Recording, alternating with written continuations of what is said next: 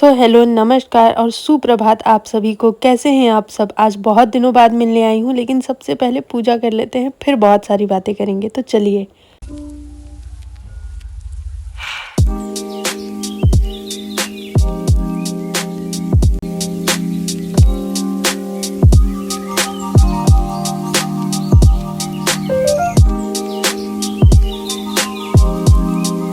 घर के काम तो उठते के साथ ही शुरू हो जाते हैं। सबसे पहले मैं नाश्ते की तैयारी कर लेती हूँ और बाबू के सारे खिलौने और नेपल्स होते हैं, उनको वॉश करके अलग रख लेती हूँ। तो आज बनाते हैं भिंडी की सब्जी, जिसके लिए मैंने कढ़ाई में सबसे पहले डाला है जीरा और तेल, फिर अपना सबसे प्रिय इंग्रेडिएंट लहसुन, वो भी बहुत सारा, फिर मिर्च, और उसके बाद डाल दिया है सीधे की सीधे कटी हुई भिंडी को। और भिंडी को डालने के बाद ना कभी भी उसे ढकना नहीं चाहिए, क्योंकि उसका लिसलिसापन उसे पूरी तरीके से खराब कर देगा। और बारिश तो इतनी हो रही है यहाँ की मन उब गया है। अब बाबू को खेलने के लिए जगह मिल ही नहीं रही है। सेड़न की वजह से पूरा घर बर्बाद हो चुका है और त्योहारों का टाइम है तो इतना ज्यादा मजा भी नहीं आ रहा है। सब कुछ किरकिरा होता जा रहा है। तो इस ब्लॉग की शुरुआत हुई थी संडे के दिन से, और फिर मंडे का भी ब्लॉग मैंने इसमें ऐड कर रखा है। और लास्ट में आप देखिएगा आप इस मौसम में अपने बच्चों को सर्दी से कैसे बचाएं। मैंने आपसे खुल के बात की है इस टॉपिक पे।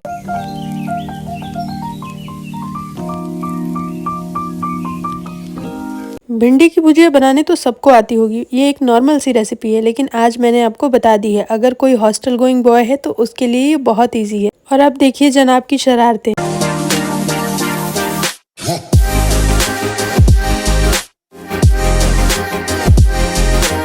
मेरा ड्रेसिंग टेबल खोल दिया इसने। ये देखो,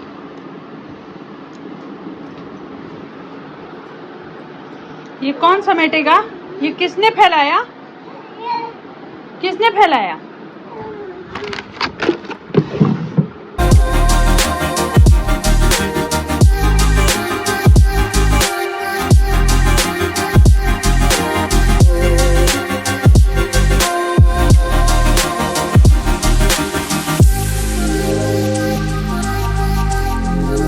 हेलो नमस्कार एवरीवन। तो आ चुकी हूँ मैं फिर से वही हेयर मास्क लेके, जिसके बारे में मैंने बताया था कि आपके सारे डैंड्रफ, सारी हेयर प्रॉब्लम का सिर्फ एक सोल्यूशन है, सिर्फ 5 रुपए में। जी हाँ, किसी चीज़ का मैं ब्रांड प्रमोशन नहीं कर रही, किसी चीज़ के बारे में मैं ऐसा नहीं बता रही कि हाँ आपको नहीं उपलब्ध हो पाएगा, आपको नहीं मिल पाएगा। ये सिर्फ 5 रुपए की रेमेडी है और आपकी हर हेयर प्रॉब्लम का सिर्फ और सिर्फ एक सोल्यूशन है। मेरे हेयर आप देख सकते हो,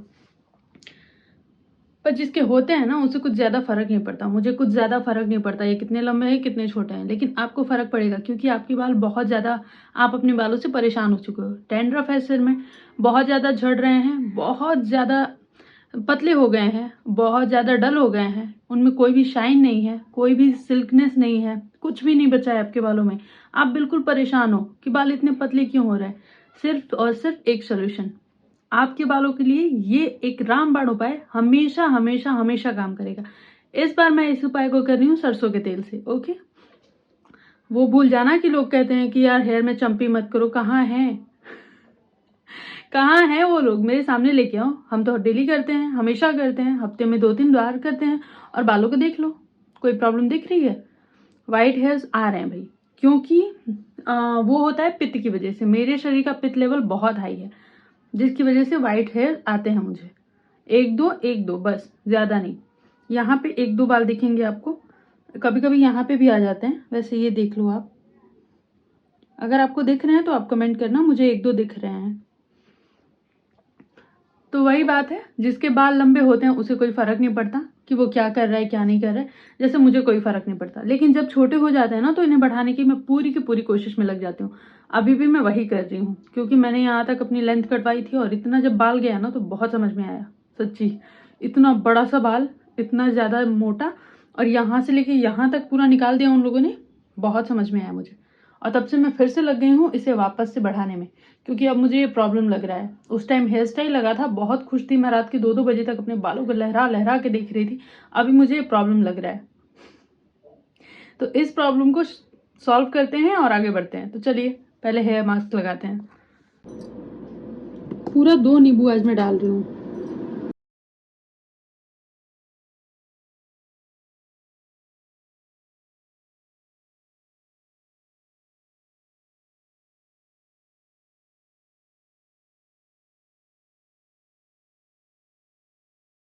अब ये देगा मेरे हेयर को शाइन, सिल्कनेस और बहुत ज़्यादा स्ट्रॉन्गनेस। स्ट्रेट भी हो जाते हैं इससे बाल बहुत हद तक। मेरे पहले से ही स्ट्रेट हैं, बस चोटी करने की वजह से थोड़े थोड़े से अजीब हो जाते हैं। Let's mix mix mix.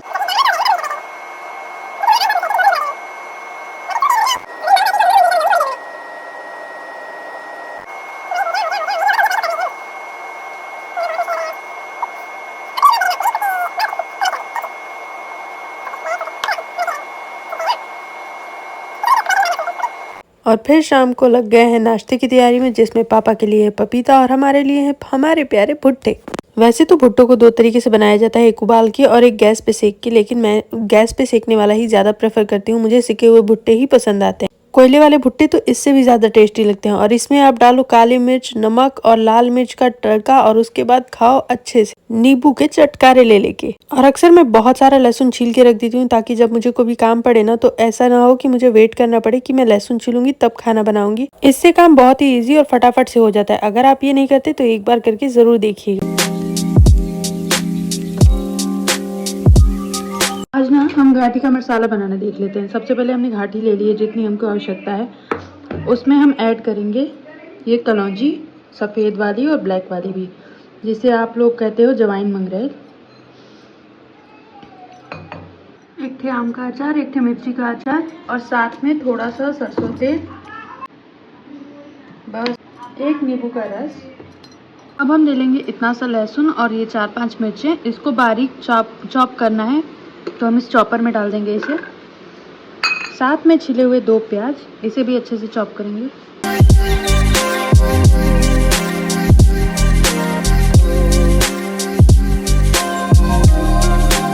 अब हम इसमें ऐड करेंगे बहुत सारा धनिया, अपनी श्रद्धा अनुसार। आपको अगर धनिया पसंद है तो बहुत सारा डालिएगा। वैसे इस मिक्सचर में ना धनिया पत्ता बहुत अच्छा लगता है। धनिया पत्ता को कभी भी चॉपर से नहीं कट करना चाहिए, वरना वो इतना बारीक हो जाता है कि उसका टेस्ट ही गायब हो जाता है। इसलिए हमेशा चाकू से या फिर आपके घर में जो भी यूज होता है उससे ही काटा कीजिए। एंड एट लास्ट में इसमें नमक ऐड करिएगा, क्योंकि इसमें नमक ना बहुत तेजी से चटक जाता है, इसलिए बहुत कम नमक ऐड करिएगा और टेस्ट करके एक बार देख लीजिएगा।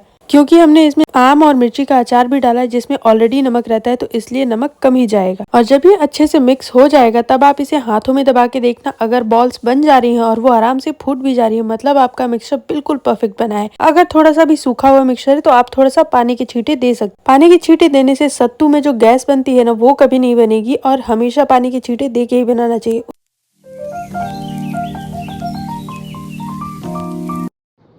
पहले चाय बना लेते हैं, फिर पूजा करेंगे। और मम्मी ने आते ही मेरे को बुलाया कि सोमवार के दिन बाल धोते नहीं है, तूने क्यों किया? सच में मेरे से गलती हो गई है, सोमवार के दिन बाल नहीं धोते। ये जनाब ग्लास से खोलेंगे।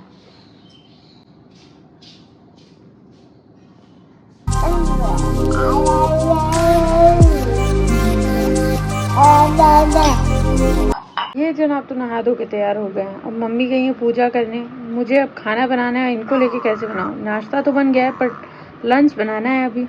और ये जनाब अब छोड़ नहीं रहे हैं। चूचू वाली चप्पल भी पहन ली है लेकिन नहीं छोड़ेंगे। अच्छा, बारिश का मौसम चल रहा है और बच्चों में सर्दी जुकाम ना इस मौसम में नॉर्मल सी बात है, क्योंकि जो चलने वाले बच्चे होते हैं वो अक्सर ज़मीन पे जाते हैं। तो सबसे अच्छा होगा हमेशा से मस्टर्ड ऑयल में पका के लहसुन और जवाइन वाला तेल उनके सिर पे रखे और उन्हें पिलाए भी वो तेल। कुछ नुकसान नहीं होता। ये सब अफवाहें हैं कि तेल नहीं पिलाना चाहिए, ये नहीं करना चाहिए, वो नहीं करना चाहिए, कुछ भी नहीं होता है, ठीक है। बच्चे हेल्दी रहते हैं, उन्हें सर्दी जुकाम नहीं होती है। हाँ, सरकारी हॉस्पिटल पे जो पैरासीटामॉल मिलता है उसकी डोजेज में ना थोड़ा 550 mg ऐसे करके नहीं होता। वो पैरासीटामॉल जो बच्चों के लिए होता है वो बहुत कम का होता है, इसलिए वही पिलाएं इस मौसम में। पहले से ही आप प्रिपेयर रहें, पहले से ही आप इसको पूरे दिन में एक बार कम से कम पिलाएं पैरासीटामॉल को, ताकि उन्हें सर्दी जुकाम होने का कोई चांस ही ना रहे। मेरे बच्चे को हल्का हल्का मुझे लग रहा है, मैंने पहले से ही उसको देना शुरू कर दिया है। और उनको ना फुल ऐसे कपड़े पहनाओ, डायपर में ज़रूर रखो, बिल्कुल भी बच्चों को गीला मत रखो इस मौसम में, सर्दी फटाक से पकड़ लेगी, वो मुझे बोलने नहीं देगा। तो फुल कपड़े ऐसे पहनाओ। बच्चे नहीं पहनते हैं, बहुत ड्रामा करते हैं, लेकिन फिर भी उन्हें फुल कपड़े पहनाओ, क्योंकि ठंड ना लग जाएगी। आपको गर्मी हो रही है, आपको गर्मी हो रही है, आपने पंखा चालू किया, लेकिन बच्चे को तो ठंडी लग रही है ना, तो ऐसे कपड़े पहना दो कि पंखा चले ना चले उसको कोई फर्क ना पड़े। इसी तरीके से हम बच्चों को इस मौसम में सर्दी जुकाम से बचा सकते हैं, और कोई दूसरा तरीका नहीं है। और ये सिर फूटने से कैसे बचाऊं, ये थोड़ा बता दो मेरे को आप लोग, मुझे नहीं समझ में आ रहा। मुझे उसको हेड वाला मास्क नहीं पहनाना है जो सर पे लोग बांध रहे हैं, आजकल ऑनलाइन मिल रहा है। वो गर्मी होती है यार, उससे उसका बाल एक तो पहले से ही नहीं आ रहा है, पहना दिया, पता चला वो भी झड़ गया।